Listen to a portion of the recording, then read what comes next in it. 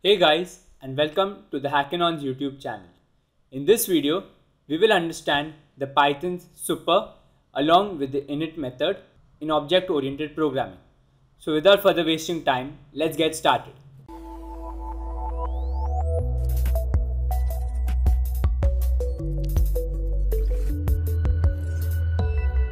To understand the basic functioning of the super function in Python, we need to know how classes work.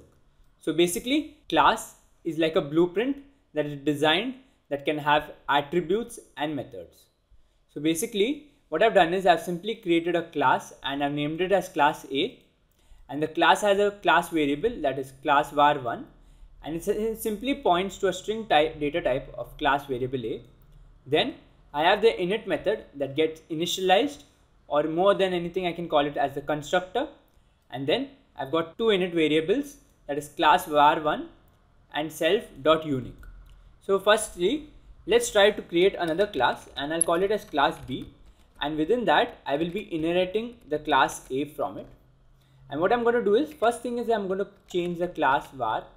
I'm going to create a variable called as class var2 is equal to class variable B. Okay, and now let's create an object of class A from the class, and now let's create an object called class B, and now that's done.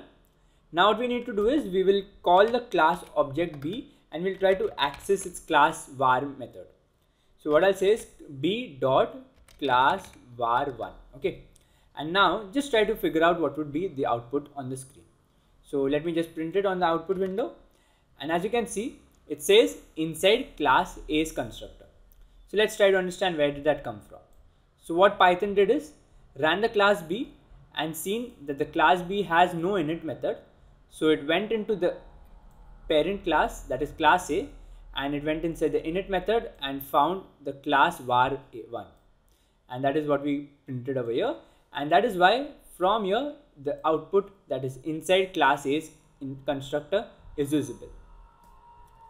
Now likewise, if I try to comment this code, and if I run this, it says class variable A. So basically now what it's doing is it can't find any method of class var1 inside the init method. That is why it goes to the class variable and it prints class variable A. And even if I try to comment this, and now if I run it, it will just give an error because it's not able to find any class variable 1. But likewise, if I try to change this data to 1, then it finally goes into the class B's methods and then it searches for the class var1, and that is getting printed on the output window. So it's as simple as that. So let me recommend these codes back again. Now what I'm going to do is I'm going to call the init method, and let's say I just call this init method. And now the thing is, I do not want to change this unique keyword because I want it to be same. Let's say maybe it's some password of some user. So we do not want to override that value. So I'll delete that, but I just want to override this self.class var1, and I'll say inside class B's constructor. Now if I try to run this code, the output window, it shows inside class B's constructor, because what we are doing is we are simply creating the init method and then we are wrapping the self.class var variable to the given data pointing inside the class B. Now let's say I want to access this method that is self.unique.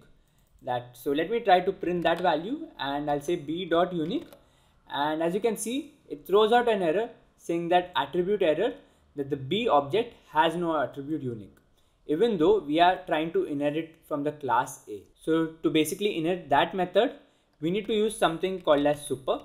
So basically super is this keyword that will help us to extract data from the parent class.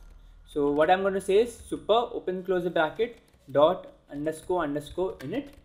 So basically we are initializing the super's method of the parent class A. And now if I try to run this code, as you can see, it prints b.unique, and that is visible as the output window.